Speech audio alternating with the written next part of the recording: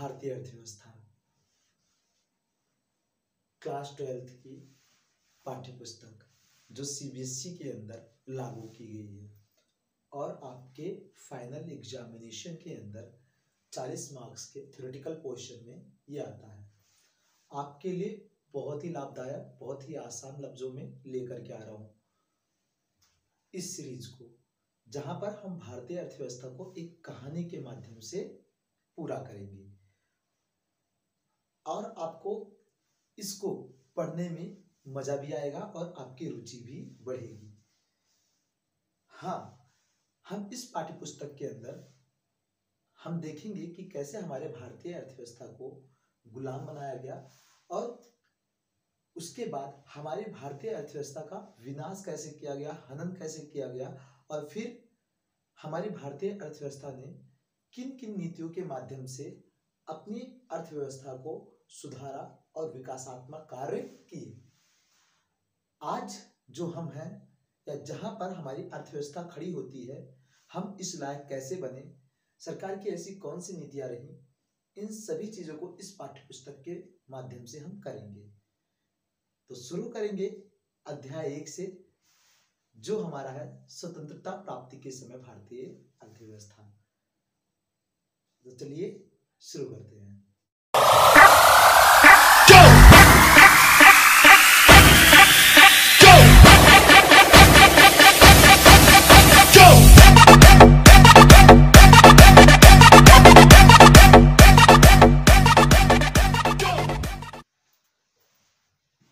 British शासन का उदय।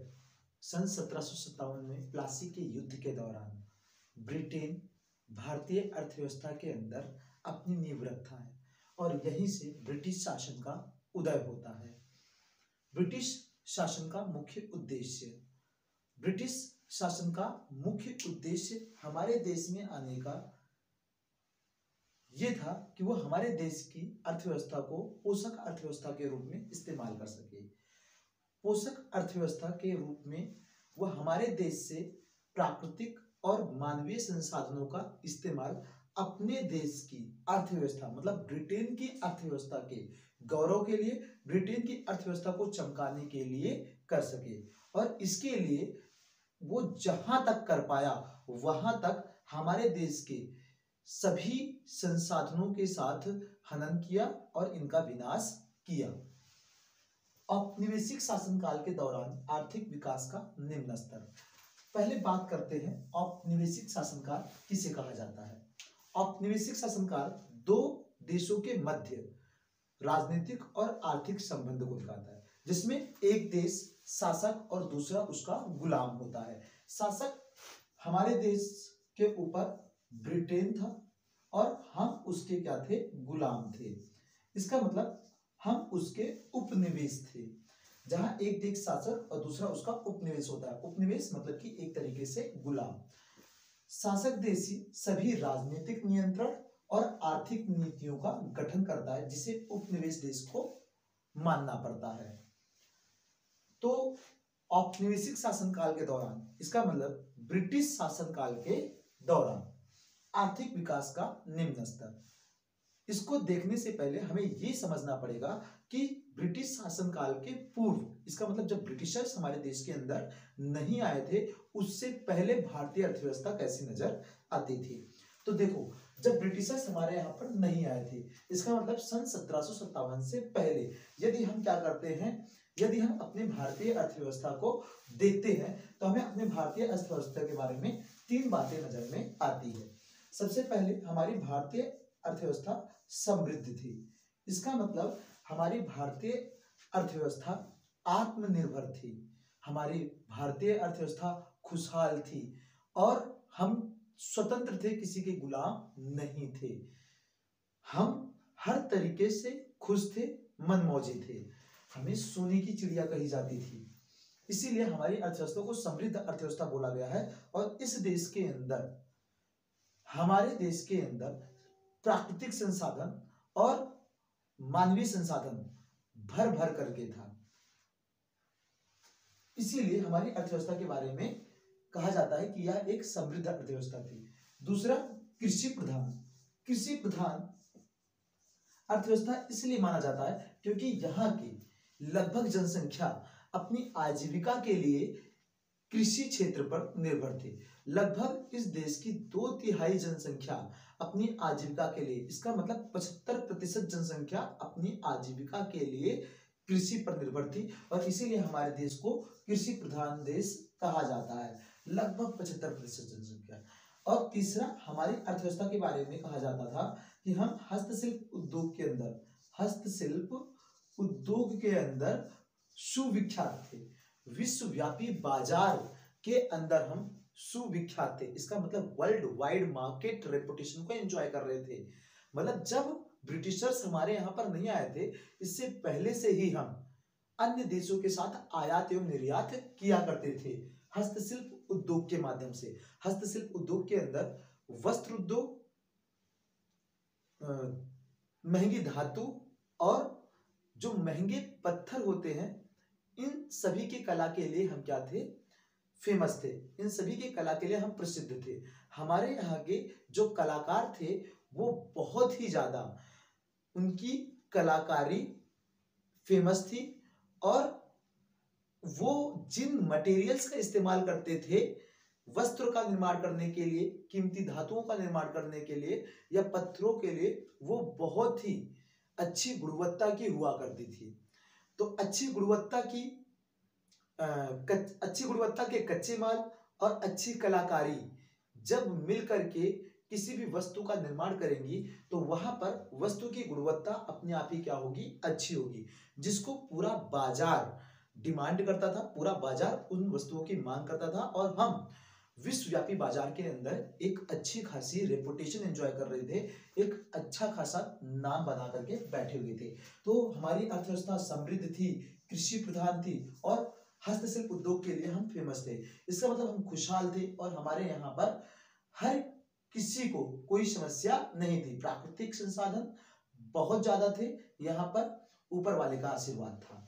लेकिन उसके बाद जब सन 1757 में औपनिवेशिक शासनकाल हमारे यहाँ पर आता है, औपनिवेशिक शासनकाल का जन्म होता है, तो उनका मुख्य उद्देश्य जो था कि वो यहाँ के प्राकृतिक संसाधन और मानवीय संसाधनों का हनन करके और अपने देश के लिए इसका इस्तेमाल करें, अपने देश के आर्थिक विकास के लिए इस्तेमाल करें, अपनी देश के लिए, उनके गौरव के लिए इस्तेमाल करें। तो उन्होंने हमारे देश में कोई कसर नहीं छोड़ी कि किसी भी तरीके से इसका हनन ना किया गया हो, इसका विनाश ना किया गया हो। इसीलिए उन्होंने क्या किया?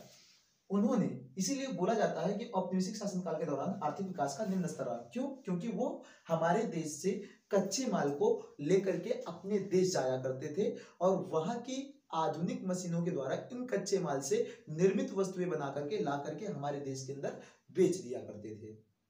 इसका मतलब उन्होंने भारतीय अर्थव्यवस्था को कच्चे माल का निर्यातक बना दिया और जो ब्रिटिश अंतिम वस्तुएं हुआ करती थी उनका हमें क्या बना दिया? आयातक बना दिया, या हमारे ही अर्थव्यवस्था के अंदर उनका बाजार बना दिया। इस तरीके से उन्होंने हमारे देश के ऊपर अपनी आर्थिक नीति अपनाई और हमें धीरे धीरे करके हमारे क्षेत्र का, हमारे हस्तशिल्प उद्योग का, हमारे कृषि क्षेत्र का, हर एक क्षेत्र का विनाश करना चालू कर दिया। इसीलिए कहा जाता है कि औपनिवेशिक शासनकाल के दौरान हमारे जो आर्थिक विकास थी वो क्या हो चुकी थी? थम सी गई थी या रुक सी गई थी, क्योंकि उनकी नीतियां उनके देश के लिए ही हुआ करती थी। हमारे अर्थव्यवस्था को कोई भी लाभ पहुंचे इसके लिए बिल्कुल भी नहीं हुआ करती थी। राष्ट्रीय आय और प्रति व्यक्ति आय का निम्न स्तर। किसी भी देश की अगर तरक्की देखी जाती है, किसी भी देश का विकास देखा जाता है तो वो वहां के राष्ट्रीय आय या प्रति व्यक्ति आय से ही देखा जाता है। और ब्रिटिश शासनकाल के दौरान कोई भी सही प्रयास नहीं किए गए हमारे देश की राष्ट्रीय और प्रति व्यक्ति आय के बारे में पता लगाने के लिए, क्योंकि उन्हें हमारी अर्थव्यवस्था के विकास से कोई भी मतलब नहीं था। लेकिन कुछ लोगों ने उस वक्त खुद से ही प्रयास किए, बहुत सारी समस्याओं के बावजूद, जैसे कि दादा भाई नौरोजी, VKRV राव, फिंडले सिराज, कुछ ऐसे महान व्यक्ति थे जिन्होंने क्या किया? अपनी तरफ से कोशिश की कि हाँ वो हमारे देश के राष्ट्रीय और प्रति व्यक्ति आय का पता लगा सके। लेकिन इन सभी के प्रयासों में सबसे अच्छा प्रयास जो माना जाता है वो माना जाता है डॉक्टर राव का, डॉक्टर VKRV राव का। और इन सभी प्रयासों में लगभग हमें ये देखने को मिला कि जो राष्ट्रीय आय थी, राष्ट्रीय आय, इसका मतलब कि अगर मैं बात करूं तो इसकी जो वृद्धि दर थी राष्ट्रीय आय की वो 2% के लगभग थी। और प्रति व्यक्ति आय के बारे में यदि बात करेंगे कि प्रति व्यक्ति आय की वृद्धि दर क्या थी, तो प्रति व्यक्ति आय की वृद्धि दर 0.5% से भी कम। इसका मतलब कि अगर पूरे राष्ट्र की आय देखी जाए तो 2% से भी कम गति के साथ बढ़ रही थी, और प्रति व्यक्ति आय देखी जाए तो 0.5% की गति के साथ बढ़ रही थी, जो कि हम कह सकते हैं कि ना के बराबर थी। यदि कोई 100 रुपए कमाता है, यदि कोई व्यक्ति इस साल 100 रुपए कमा रहा है, तो वो अगले साल 100 रुपए 5 पैसे, 100 रुपए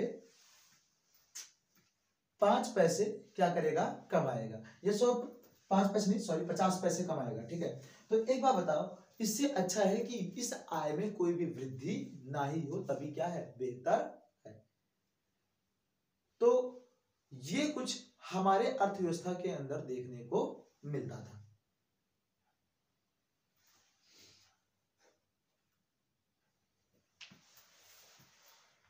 अब हम मिलेंगे अगली वीडियो में आगे की कहानी के साथ, और इस पुस्तक को हम एक कहानी के माध्यम से ही पढ़ेंगे।